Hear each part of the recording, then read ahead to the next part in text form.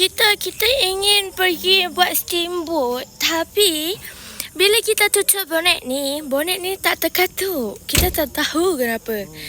Boleh. Kita dah percaya kursi dah boleh dah. Dalam belakang ni penuh dengan barang ya.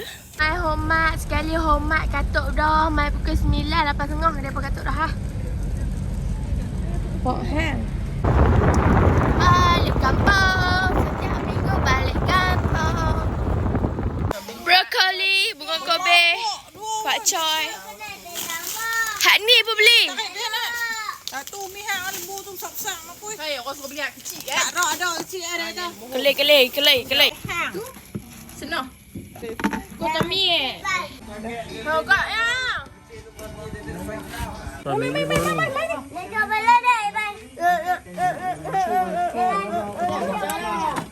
Ada no. Tanya kembang no.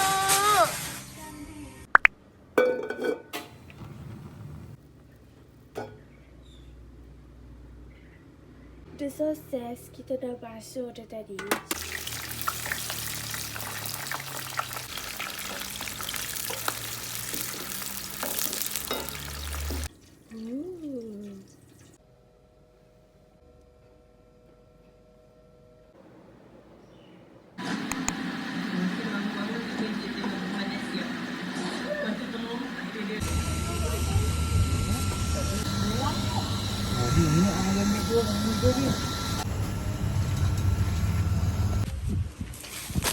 Ai dua. Kedai Eko pula.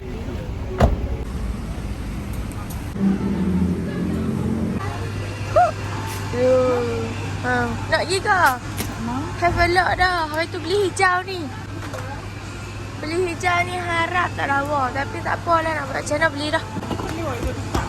Wow, nice.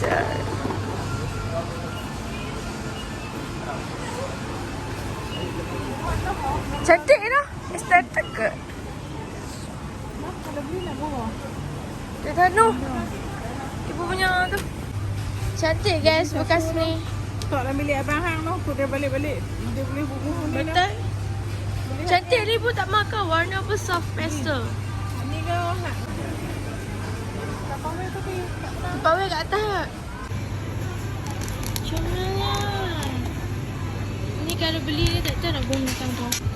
But it looks so cute. Ada kali biru. Organize. Tak tahu lah kenapa pastel-pastel ni look like cute. Nampak tu pink lilac. Satu ke dua? Pink pula purple lilac. Pink macam ni, biru macam tu. Cantik. Tu kita kena guna voucher code buy one free one. Nak ke? So guys, we done purchase